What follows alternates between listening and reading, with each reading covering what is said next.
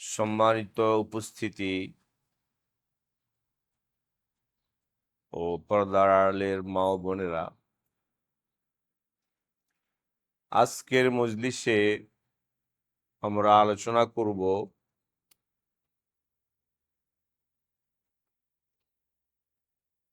একটা গুরুত্বপূর্ণ ইবাদত, মহিমামণ্ডিত ইবাদত, আল্লাহ তাআলার জিকির। আল্লাহ তাআলার জিকির সম্পর্কে আমরা কয়েকটা জরুরি কথা আলোচনা করব।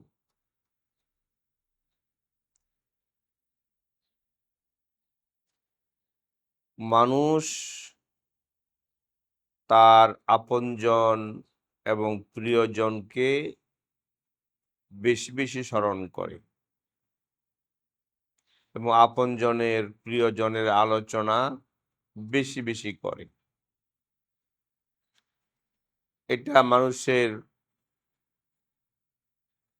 স্বভাবগত বৈশিষ্ট্য। একজন মুমিন বান্দার কাছে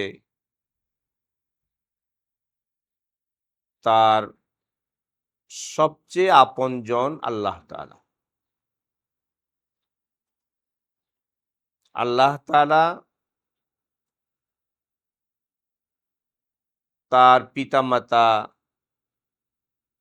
সবচেয়ে ঘনিষ্ঠ যিনি আব্বা আম্মা, ছেলে সন্তান, তাদের চেয়েও আমার আপনার সবচেয়ে আপনজন এবং কাছের। কারণ আল্লাহ তাআলা আমাদেরকে সৃষ্টি করেছেন, আমাদের সৃষ্টিকর্তা তিনি, এবং আমাদের প্রতিপালনের জন্য দেহের এবং রূহের প্রতিপালনের জন্য আমাদের জন্মের আগেই আল্লাহ তাআলা সব ব্যবস্থা করে দিয়েছে।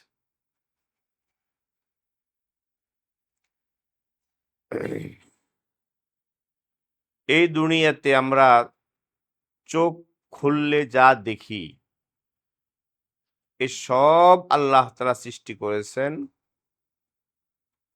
মানুষের, আমাদের দেহের প্রতিপালনের জন্য। এটা আল্লাহ তাআলা কত বড় আমাদের আপন এবং কত বড় কাছের। আমাদের জন্মের আগেই আল্লাহ তাআলা আমাদের খাদ্য আমাদের মায়ের বুকে তৈরি করে দিয়েছে।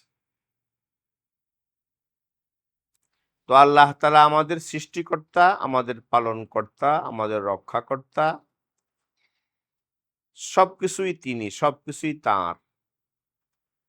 কাজে আল্লাহর চেয়ে আপন, আল্লাহর চেয়ে কাছের লোক এবং প্রিয় ব্যক্তি, প্রিয় সত্তা আর কেউ নাই, আর কেউ হতে পারে না। কোরআনে কারীমে আল্লাহ তাআলা ইরশাদ করেছেন, ওয়াল্লাযীনা আমানু আশাদ্দু হুব্বাল লিল্লাহ। যারা ঈমান এনেছে তারা আল্লাহকে সবচেয়ে বেশি ভালোবাসে। আর এই যে আল্লাহর প্রতি ভালোবাসা, এই ভালোবাসার দাবি হলো আল্লাহর স্মরণ, আল্লাহর জিকির, আল্লাহর আলোচনা বেশি বেশি করা।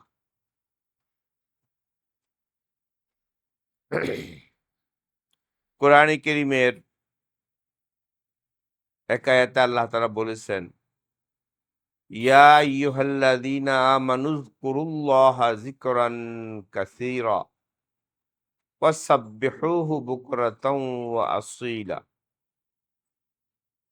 হে মুমিন বান্দা বান্দি, আল্লাহর জিকির বেশি বেশি করো এবং সকাল সন্ধ্যায় আল্লাহর তাসবিহ পাঠ করো।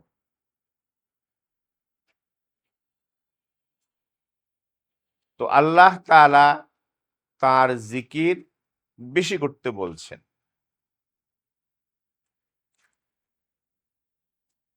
দুটো জিনিসের সমন্বয়ে জিকির হয়।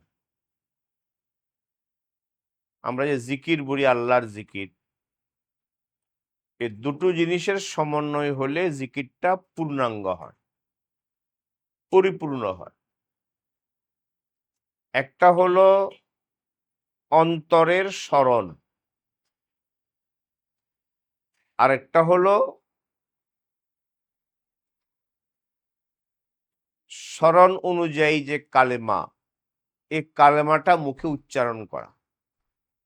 স্মরণ করা অন্তরে আর মুখে উচ্চারণ করা। তো অন্তরের স্মরণ আর মুখের উচ্চারণ দুটো মিলে হয় জিকির, পূর্ণাঙ্গ জিকির, পরিপূর্ণ জিকির।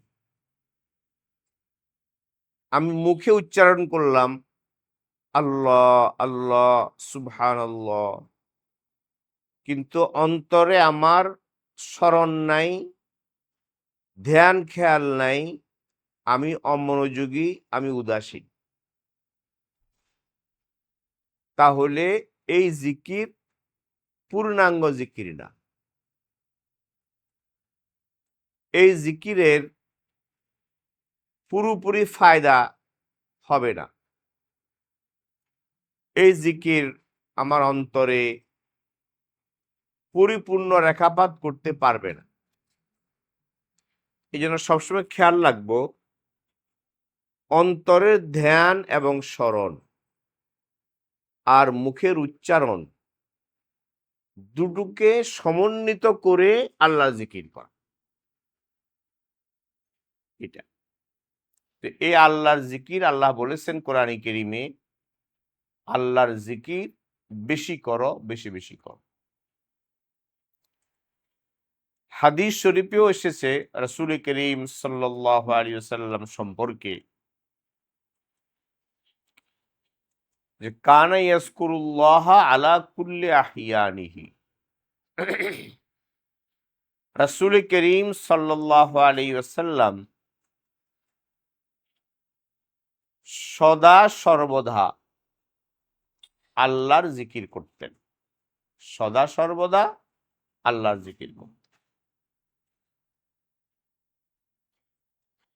তো এই আল্লাহর জিকির, এই আল্লাহর জিকিরের অনেক ফায়দা, অনেক লাভ, দুনিয়া আখিরাতের বহু সফলতা এই জিকিরের মধ্যে নিহিত।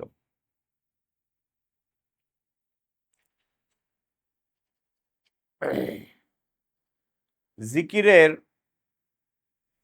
একটা বড় ফায়দা, বড় ফজিলত, বড় উপকারিতা হলো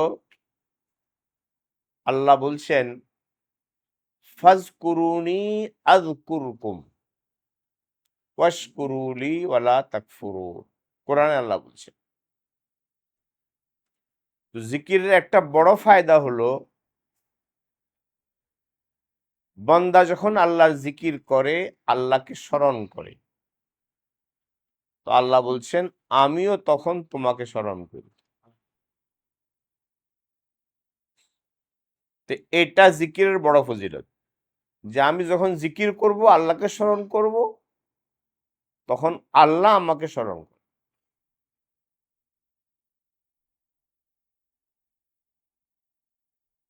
আল্লাহ। এক বুজুর্গ একদিন উপস্থিত লোকদেরকে বললেন যে আমি জানি আমার আল্লাহ, আমার মাওলা কখন আমাকে স্মরণ করে, আল্লাহ কখন আমাকে স্মরণ করে আমি জানি। উপস্থিত সবাই একটু আশ্চর্য হলো, এটা কেমন কথা, আল্লাহ কখন স্মরণ করে তিনি জানেন, এটা কি করে হয়? এ তো গায়েবের বিষয়, আল্লাহ কখন কাকে স্মরণ করে। তিনি বলছেন আল্লাহ আমাকে কখন স্মরণ করে আমি জানি। তো যখন উপস্থিত লোকেরা বিষয়টা নিয়ে একটু ভিন্ন কথা বলছিল, তখন তিনি বললেন কেন, আল্লাহ তো কোরআনে বলছেন ফাজকুরুনি আযকুরুকুম, তোমরা আমার স্মরণ করো তো আমি তোমাদের স্মরণ করব। আমি যখন আল্লাহকে স্মরণ করি তখন আল্লাহ আমাকে স্মরণ করে, ব্যাস। আমি জানি আমার আল্লাহ কখন স্মরণ করে আমার, তো আমার আল্লাহ আমাকে তখন স্মরণ করে যখন আমি আল্লাহকে স্মরণ করি। তো বলাই হয়েছে এটা জিকিরের একটা বড় ফজিলত এবং বড় অর্জন, বড় সম্মান, বড় মর্যাদা, যে আল্লাহ আমাকে স্মরণ করে। আমরা দুনিয়ার মর্যাদা বুঝি, যদি কোনো প্রধানমন্ত্রী প্রাইম মিনিস্টার আমাকে স্মরণ করে তো আমি এটাকে অনেক মর্যাদার মনে করি, অনেক বড় কিছু মনে করি, আমার বড় পাওয়া, বড় অর্জন এটা মনে করি। কিন্তু আল্লাহ আমাকে স্মরণ করেন, এটা কত বড়। এবং একটা হাদিসে কুদসিতে আল্লাহ তাআলা বলছেন, বান্দা যখন আমাকে একাএকি মনে মনে স্মরণ করে তো আমি তাকে একাএকি স্মরণ করি।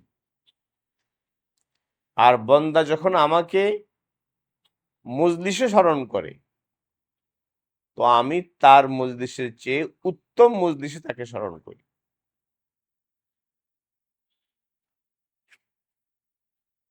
এই জিকিরের অনেক ফজিলত, অনেক মর্যাদা।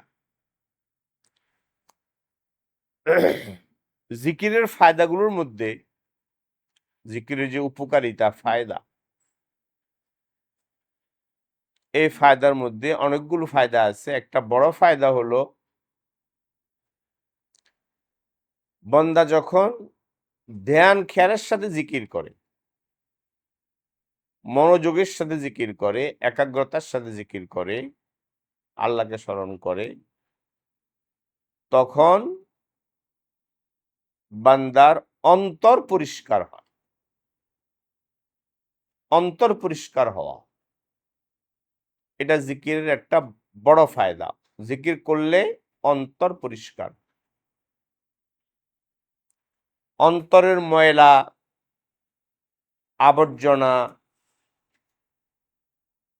দাগ, পাপ, পঙ্কিলতা এগুলো পরিষ্কার হয় জিকির দ্বারা।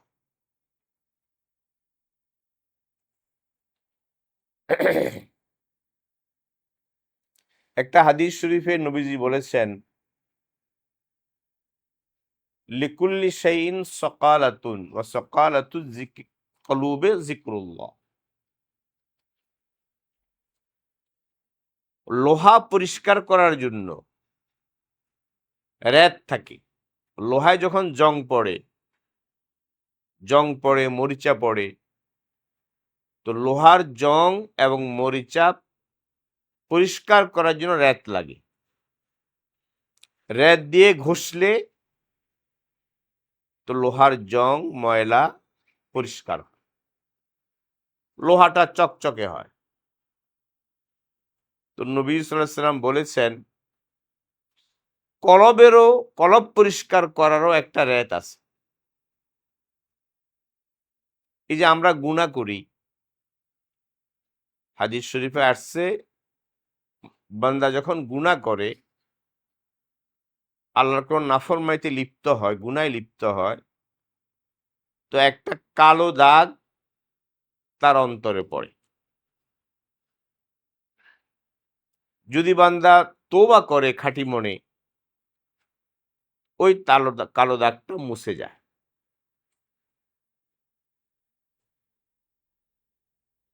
আর যে নেকামলও করে, তওবা করলে, একটা নেকামলও করলো, তাহলে অন্তরে একটা আলো পয়দা হয়, অন্তরটা আলোকিত হয়ে যায়। আর যদি গুনাহ করলো আর নিয়মিত গুনাহ করতেই থাকলো, তওবা করলো না, তো গুনাহ করার কারণে অন্তরে জং পড়তে থাকে, একটা একটা করে ময়লা, দাগ, স্পট লাগতে থাকে। এক পর্যায়ে পুরা অন্তরটা অন্ধকারে কালিমায় ছেয়ে যায়। তখন অন্তরটা এত আবর্জনা যুক্ত হয়, ময়লা যুক্ত হয়, নেকামল করতে, নামাজ পড়তে, ভালো কাজ করতে, ভালো কথা বলতে, শুনতে আর ভালো লাগে না। কেন? আমার দেহ হয়ে গেছে কি ময়লাযুক্ত, আবর্জনাযুক্ত এবং শক্ত। এ কারণে নেকামল করতে, নেক কথা শুনতে, ভালো কথা শুনতে ভালো লাগে। এই যে আমাদের কলব জং পড়ে গেল, ময়লা হয়ে গেল, আবর্জনা যুক্ত হয়ে গেল, এই কলবের আবর্জনা দূর করার তরিকা কি? নবীজি বলেছেন সাল্লাল্লাহু আলাইহি ওয়াসাল্লাম, কলবের আবর্জনা দূর করার রেত হলো আল্লাহর জিকির। বান্দা যখন ধ্যান খেয়ালের সাথে, মনোযোগের সাথে, অন্তরের উপলব্ধি এর সাথে আল্লাহর জিকির করে, তখন অন্তরের ময়লা দূর হয়ে থাকে, পরিষ্কার হয়ে থাকে। তো যখন অন্তরের ময়লা পরিষ্কার হয়, অন্তর পরিষ্কার হয়ে যায়, তখন নেকামল করতে মজা পাওয়া যায়, স্বাদ লাগে, এবং অন্তরে নেকামল করার জন্য আগ্রহ পয়দা হয়, আরো নেকামল করার জন্য আগ্রহ পয়দা। তো জিকিরের একটা বড় ফায়দা হলো, জিকির করলে অন্তরের কালিমা, অন্তরের ময়লা, অন্তরের জং মরিচিকা, অন্তরের আবর্জনা দূর হয় এবং অন্তর পরিষ্কার হয়। অন্তর পরিষ্কার, অন্তর আলোকিত হয়। এ একটা বড় ফায়দা। আরেকটা ফায়দা হলো জিকির দ্বারা, জিকির করলে অন্তর নরম হয়, দিল নরম হয়। আমাদের দিল তো শক্ত হয়ে গেছে, মানে মানুষ যখন গুনাহ করে আর নাফরমানি করে, তো গুনাহ করতে করতে দিল শক্ত হয়ে যায়, কঠিন হয়ে যায়। তখন আর আল্লাহর ভয়ে অন্তর কাঁপে না, প্রকম্পিত হয় না। আল্লাহর ভয়ে, আল্লাহর মহব্বতে, আখেরাতের পাওয়ার আশায় চোখ দিয়ে আর পানি পড়ে না, কারণ আমার অন্তর শক্ত, অন্তর শক্ত হয়ে গেছে। তো এই শক্ত অন্তর নরম করা, কোমল করার তরিকা হলো আল্লাহর জিকির। জিকির করলে অন্তর নরম হয়। অন্তর কি হয়? নরম হয়, কোমল হয়। তখন যদি আমি আল্লাহর দরবারে হাত উঠাই বা আল্লাহ জিকির করা শুরু করি, আপনি জিকির করবেন, এমনি অন্তর বিগলিত হয়ে চোখ দিয়া পানি বের পড়বে, আল্লাহর মোহাব্বতে, আল্লাহর ভয়ে এবং আখিরাতের জবাবদেহিতার চেতনায় চোখ দিয়ে এমনি অনিচ্ছাকৃতভাবে পানি বের হয়। জিকিরের বড় ফায়দা এটা।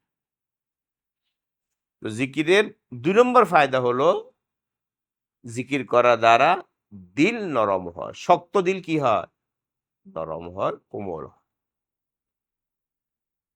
এটা অনেক বড় জিনিস। তো জিকিরের ২টা ফায়দা বললাম। একটা ফায়দা বললাম, জিকির করলে দিল পবিত্র হয়, পরিষ্কার হয় এবং দিল আলোকিত হয়। ২ নম্বর ফায়দা বললাম, জিকির করলে দিল নরম হয়।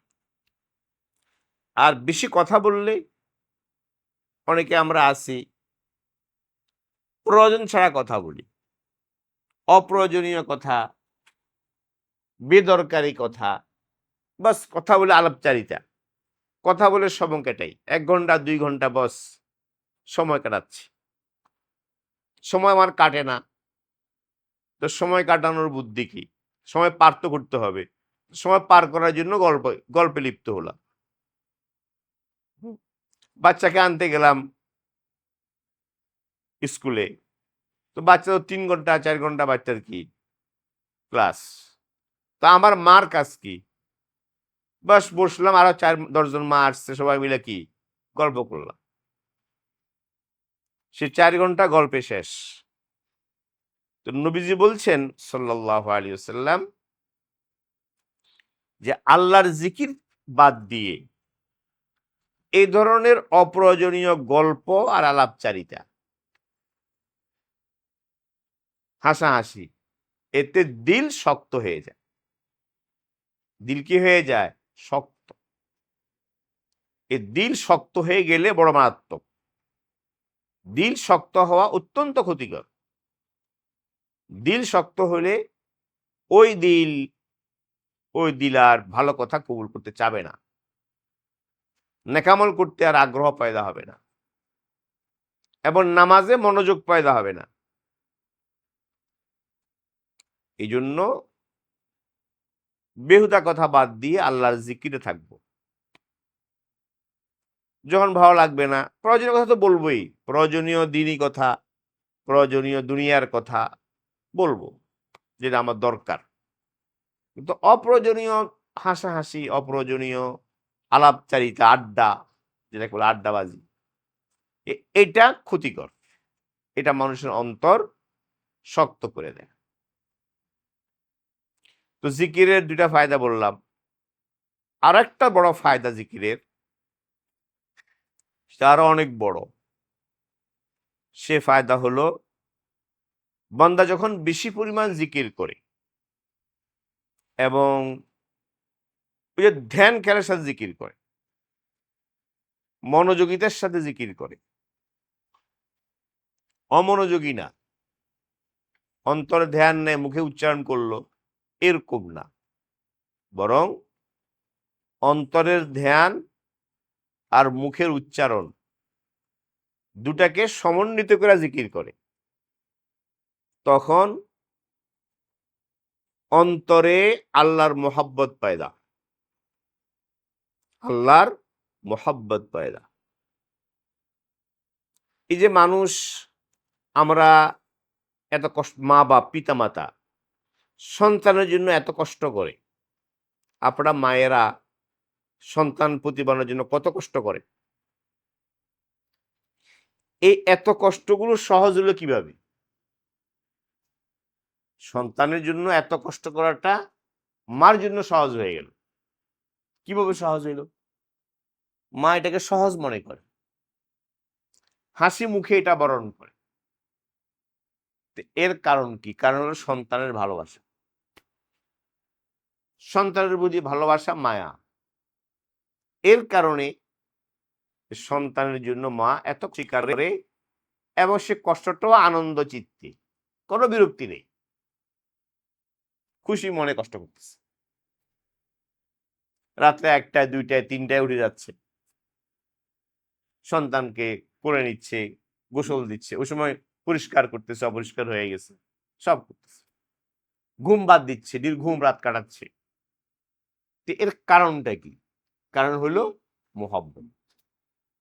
আল্লাহ তাআলা মার অন্তরে, পিতার অন্তরে সন্তানের প্রতি মোহাব্বত ঢেলে দিয়েছে।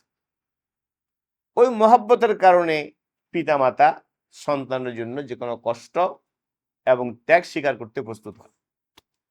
ঠিক বান্দা যখন আল্লাহর জিকির বেশি পরিমাণ করে, চলতে ফিরতে উঠতে বসতে আল্লাহর জিকির করে, আল্লাহকে স্মরণ করে, তো জিকিরের বড় ফায়দা, জিকির বেশি করলে ধীরে ধীরে ধীরে ধীরে আল্লাহর মোহাব্বত অন্তরে পয়দা হয় এবং মোহাব্বত বাড়তে থাকে।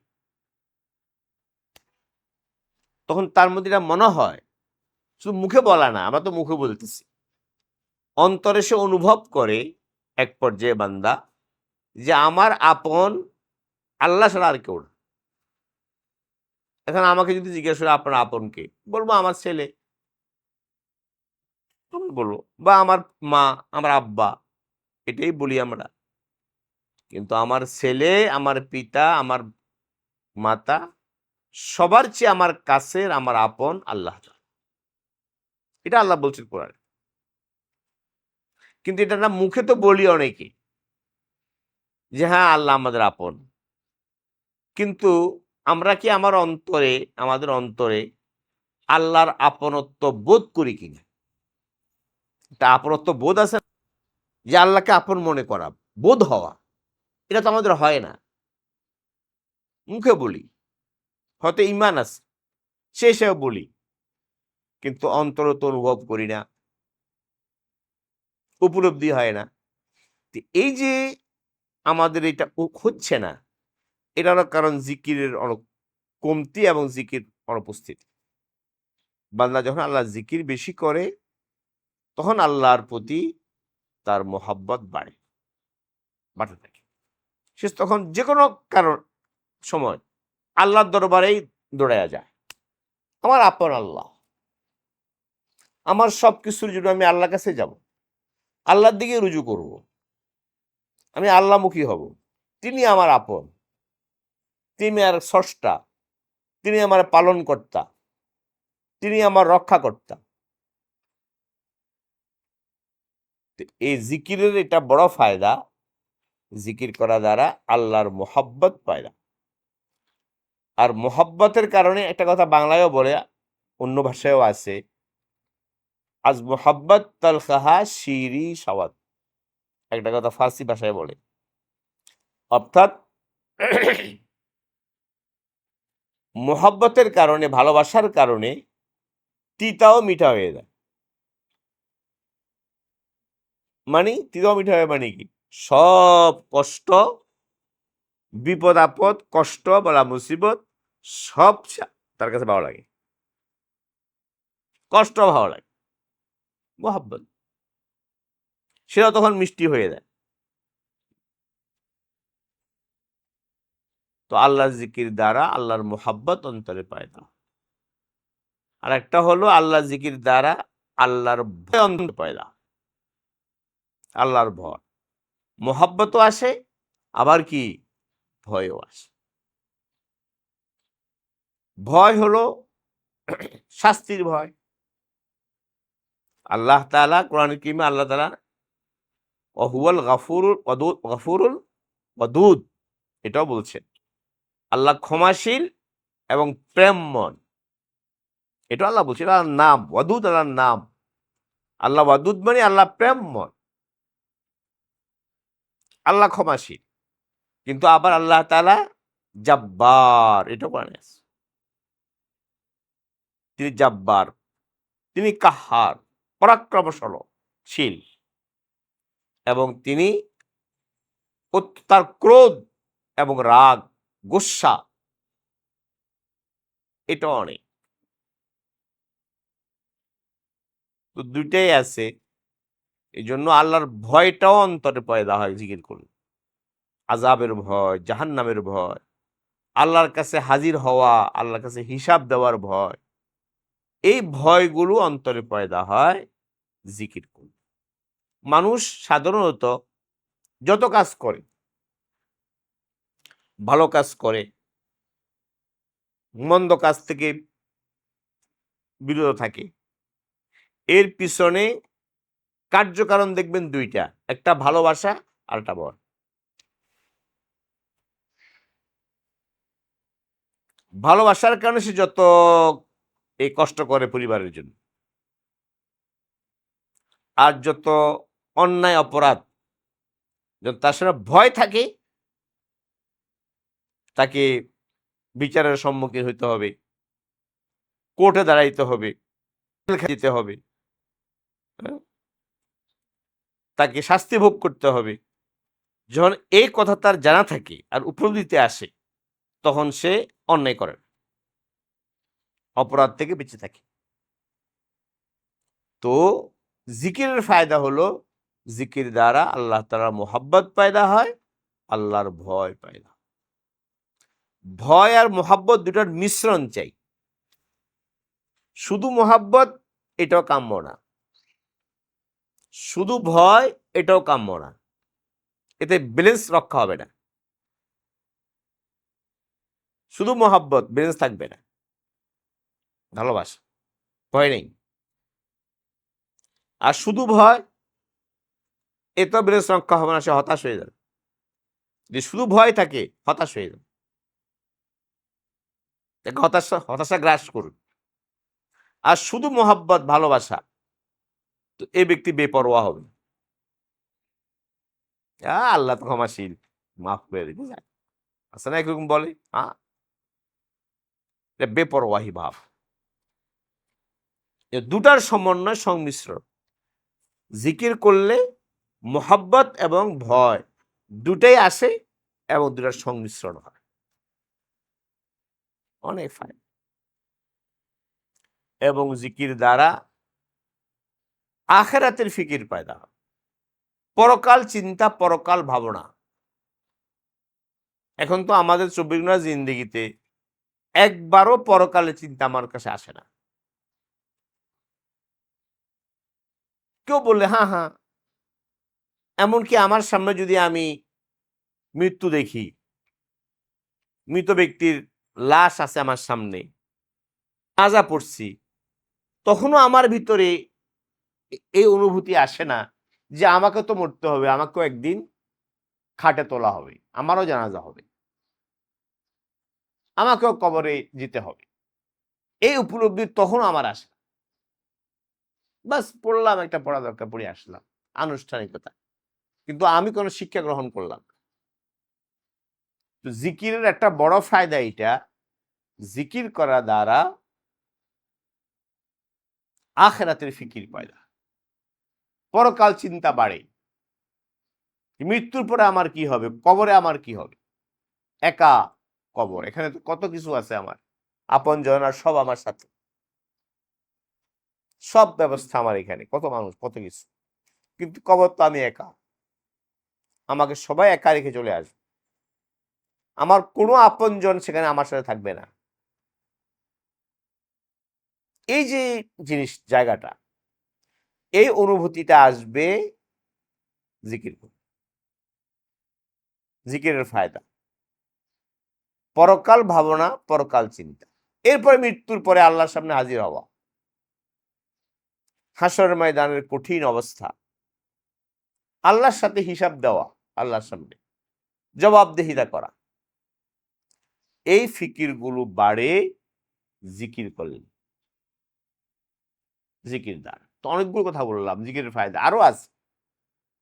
এই জন্য আল্লাহ তাআলা বলছেন বান্দাকে আল্লাহ জিকির বেশি করো, বেশি বেশি আল্লাহর জিকির। জিকিরটা হলো রুহানি শক্তি। জিকিরটা কি? শক্তি, শক্তি, রুহানি শক্তি। এটা দেহের শক্তি, মুমিনের কিন্তু মূল শক্তিটা হলো রুহানি শক্তি। দেহের শক্তিটা মুমিনের কাছে রুহানি শক্তির অধীন। আর যারা আমরা খাঁটি মুমিন না, আল্লাহ নাফরমানি করি, আমাদের কাছে দৈহিক শক্তিটা প্রধান।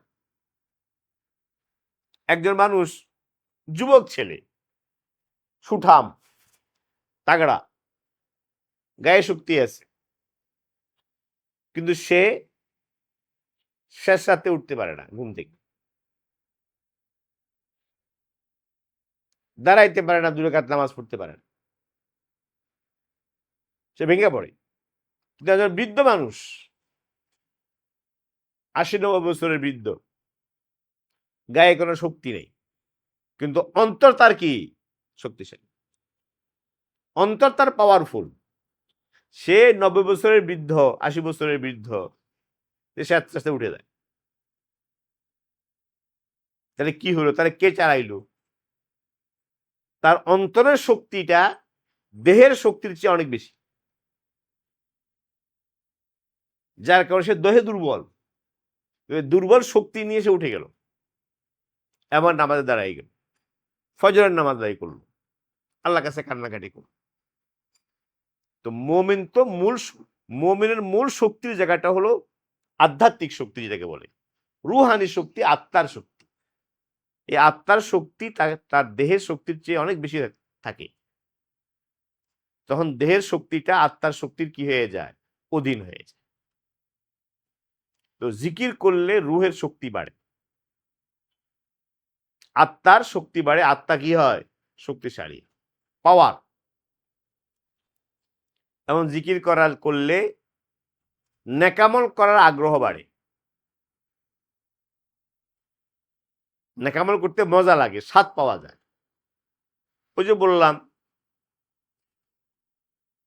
ভালোবাসা, আল্লাহর ভালোবাসা পয়দা হয়, ভয় পয়দা হয়, আখিরাতের ফিকির পয়দা হয়। এই তিনটা সিফাত যার মধ্যে থাকবে, আল্লাহর মোহাব্বত, আল্লাহর ভয়, আখিরাতের ভাবনা, এই তিন সিফাত যার মধ্যে পয়দা হবে, তার জন্য শরীয়তের যে কোনো হুকুম, আল্লাহর যে কোনো হুকুম পালন করা একদম সহজ। দ্বীনের শরীয়তের রাস্তা, তো শরীয়তের যে লাইন, এই শরীয়তের লাইনের উপর, শরীয়তের বিধানের উপর আমল করা তার জন্য একদম সহজ হয়ে যাবে। কি কারণে? মোহাব্বত, ভয় আর পরকাল ভাবনা, এই তিন সিফাত যদি পয়দা হয়ে যায়, আর এই তিন সিফাত যার মধ্যে যত বেশি থাকবে, তার জন্য শরীয়তের উপর আমল করা তত কি হবে? সহজ। এটা জিকিরের মানে অফুরন্ত ফায়দা। এই জন্য কোরআন কারীমে আল্লাহ তাআলা তার জিকির বেশি করে করতে বলছে। তো অনেকগুলো ফায়দা বললাম, স্মরণ রাখবো ফায়দাগুলোর কথা, ভুলে গেলে হবে না, এগুলো স্মরণ রাখতে হবে এবং আপসে মোজাকারা করা, আলোচনা করা যে জিকিরের কি কি ফায়দা। যে কটা ফায়দা বললাম আমি, এই ফায়দাগুলো স্মরণ রাখা এবং পরস্পরে আলোচনা করা। আলোচনা করলে অন্তরে এটা বদ্ধমূল হয়ে যায়, বসে যায় এবং নিজের ফায়দা হয়। এই জন্য আমরা মা বোনেরা এগুলো আলোচনা করব, ঘরে আলোচনা করব, জিকিরের এই ফায়দা, এবং এগুলো মুখস্থ করব এবং আল্লাহ পাকের জিকির বেশি বেশি করে করব।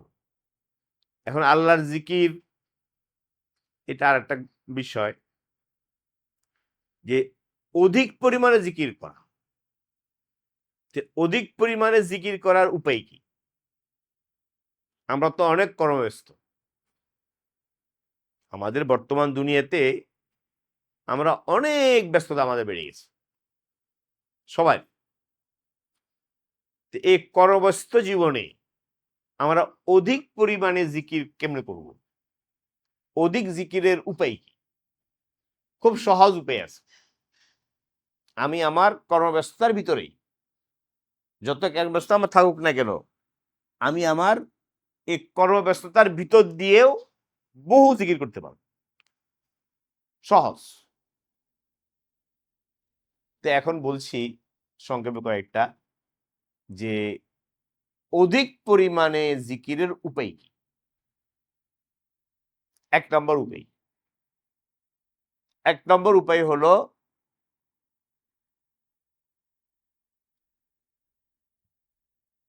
দ্বীনের কাজ এবং দুনিয়ার কাজ যা আমরা করি, যে দুনিয়ার যে কাজ করি,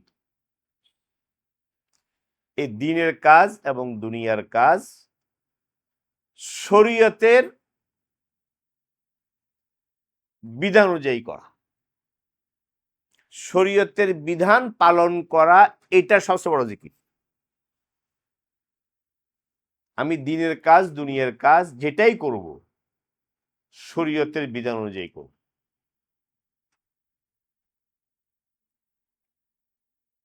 তাহলে আমার সব কাজ কি হয়ে যাবে? জিকির। সব কাজ কি হয়ে যাবে? জিকির। আমি ব্যবসা করি, আমি ব্যবসায়ী, ব্যবসা করি, তো আমার পুরা ব্যবসাটা জিকির হতে পারে, পুরা ব্যবসা জিকির হয়ে যাবে। কিভাবে? আমি ব্যবসাটা শরীয়তের বিধান মতো করব, আল্লাহর হুকুম নবীর তরিকা মতো করব, তাহলে আমার পুরা ব্যবসাটা কি হয়ে যাবে? জিকির। আমি যে দৈনিক 12 ঘন্টা ব্যবসায় সময় দিই বা আরো বেশি, এই পুরা আমার এই 12-13 ঘন্টা 14 ঘন্টা পুরোটা কি হয়ে যাবে? জিকিরে পরিণত হয়ে যাবে, যদি আমি আল্লাহর হুকুম নবীর তরিকা মতো ব্যবসাটা করি। সহজ পথ। আল্লাহ যেটা হারাম করছেন, যা নাজায়েজ, হারাম, গুনাহ, অপরাধ, অবৈধ, আমি সেটা করব না, সেটা আমি করব না। আল্লাহর হুকুম, আমি নিষেধ করছি, আমি করব না। বাস জিকির হয়ে গেল। কি হয়ে গেল? জিকির হয়ে গেল। আমি ব্যবসার ক্ষেত্রে মিথ্যা বলবো না। এখন তো ব্যবসায়ীরা দেদারচে মিথ্যা বলে। বালুরা নামাজি ব্যবসায়ী মিথ্যা কথা বলতেছে, ব্যবসা। তা আমি ব্যবসা মিথ্যা বলবো না, ধোঁকা দেব না, প্রতারণা করব না, ব্যবসার ক্ষেত্রে ঠগাবো না, ভেজাল দেব না, মাপে কম দেব না। কেন দেব না? আল্লাহ নিষেধ করছেন হারাম। এই যে চেতনা, আল্লাহ নিষেধ করছেন এটা হারাম, গুনাহ, আল্লাহ জবাব করতে হবে। তো যদি আমি এই কাজগুলো থেকে, অপরাধ থেকে আমি বেঁচে থাকি, এই গুনাহ ত্যাগ করি, শরীয়তের হুকুম, আমি করব না এটা, তার পুরোটা কি হয়ে গেছে? জিকির। কথা আবার বুঝছেন? পুরোটা আমার জিকির হয়ে গেছে, পুরো ব্যবসা আমার জিকির। আলহামদুলিল্লাহ, আমি সততার সাথে ব্যবসা করি।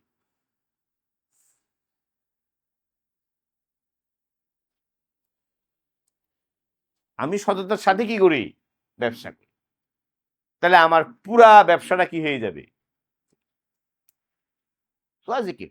এবং জিকির, এবং পুরা ব্যবসা শুধু জিকিরে না, আমার পুরা ব্যবসাটা আমার জান্নাতে যাওয়ার সোপান হয়ে যাবে। জান্নাতে যাওয়ার কি হয়ে যাবে? সোপান, সিঁড়ি হয়ে যাবে। এবং হাদিস শরীফে নবীজি বলেছেন, আত-তাজিরুস সাদুকুল আমিন মান নবিয়্যিন ওয়াস সিদ্দিকিন ওয়াস শুহাদা। যারা সৎ ব্যবসায়ী, সততার সাথে ব্যবসা করে, ব্যবসার ক্ষেত্রে হালাল হারাম মেনে চলে। ব্যবসার ক্ষেত্রে তো হালালও আছে, হারামও আছে।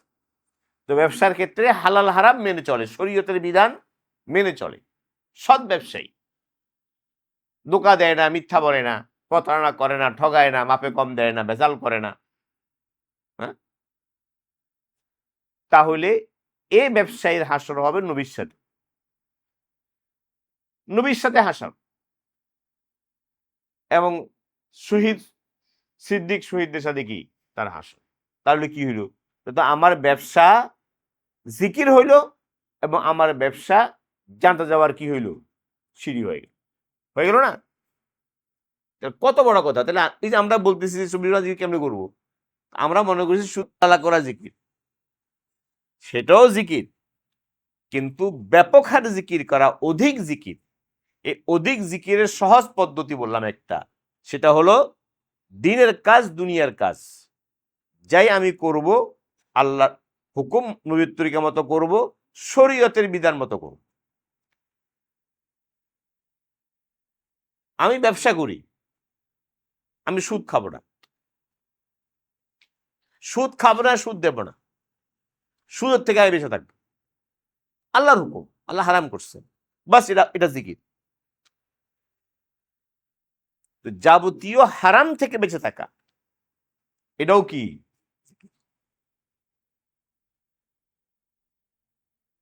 আমি একজন চাকুরিজীবী, চাকুরি করি। তো আমি চাকুরিজীবী, শরীয়ত মতো কি করবো? চাকরি করব, শরীয়তের বিধান অনুযায়ী চাকরি করব, সময় মতো ডিউটিতে যাব, সময় মতো আসবো, ফাঁকি দেব না।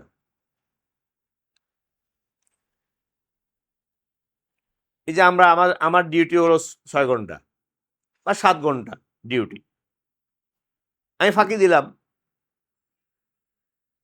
একটু 1 ঘন্টা লেটে গেলাম, আধা ঘন্টা 1 ঘন্টা আগে চলে আসলাম, জানে না মালিক, আমি ফাঁকি দিলাম। তো আমি তো চাকরি করলাম, তার কাছ থেকে বেতন নিব 8 ঘন্টার, তো এখন আমি ফাঁকি দিলাম, এটা কি হইল? এত হারাম হইল। তো আমি এ ফাঁকি দেব না, আমার চাকুরিতে আমি কি দেব না? ফাঁকি দেব। এটা হারাম, আল্লাহ গুনাহ বলছেন। বাস আমি ফাঁকি দেব না, আমি সময় মতো ডিউটি করব, ডিউটিতে যাব, এবং ডিউটি যে কয় ঘন্টা আমার ডিউটি, ঠিক সে ঘন্টা আমি কি করব? সে ঘন্টা আমি ডিউটি দেব। কেন? এটা আল্লাহর হুকুম। এই কাজ যদি আমি করি, বাস এটা কি হয়ে গেছে? এটা জিকির, এটাও জিকির।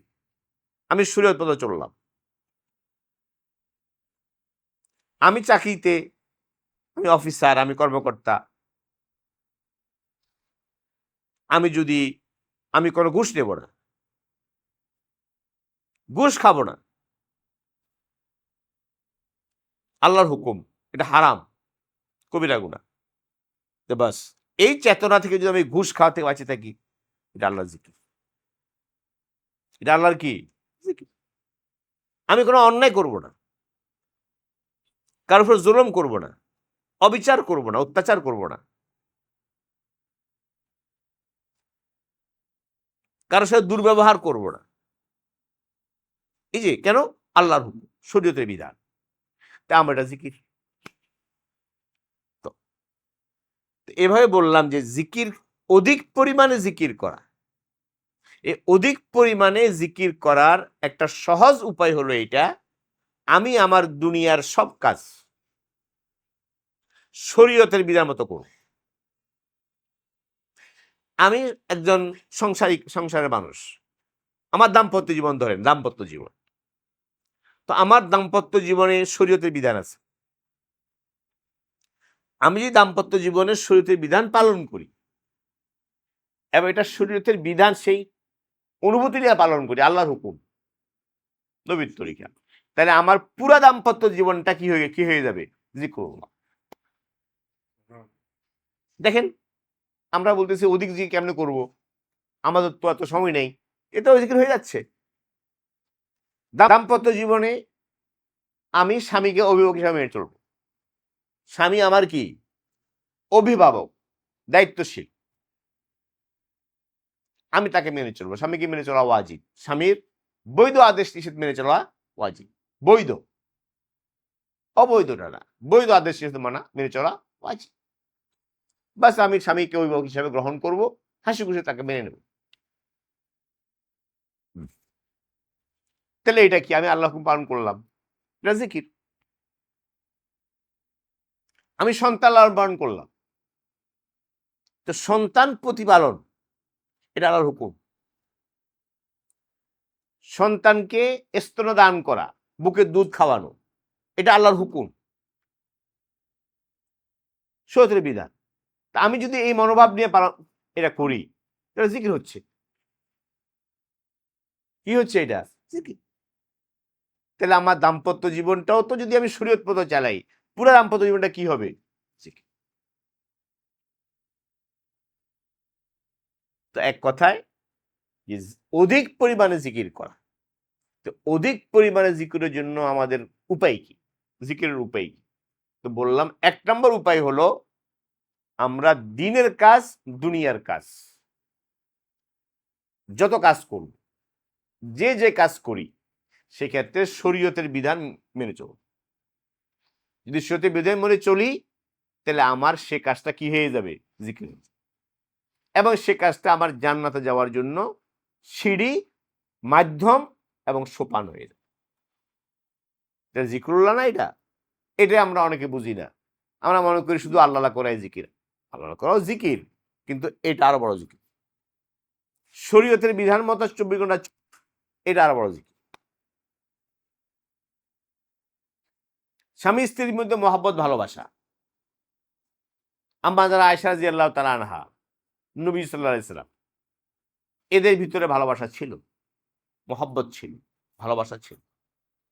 তো এই যে স্বর্গীয় ভালোবাসা বলে এটাকে, এই স্বর্গীয় ভালোবাসা যদি স্বামী স্ত্রীর মধ্যে থাকে, তো এটাও জিকির।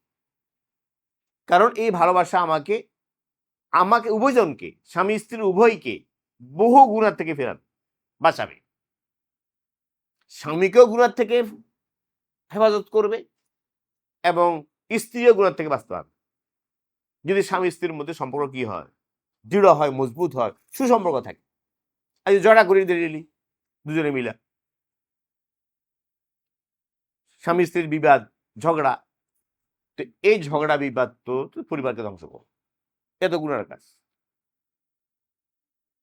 তো যাই হোক, কিছু উদাহরণ বললাম যে এইভাবে আমরা যদি চলি, এবং শ্বশুর শাশুড়িদের চলা, আমার শ্বশুর শাশুড়ি আছে, তাদের সেবা করা, খেদমত করা, যদি আমি আল্লাহর হুকুম হিসাবে নবীর তরিকা হিসেবে মানবের খেদমত, যে কোনো মানুষের খেদমত করলে কি পাওয়া যায়?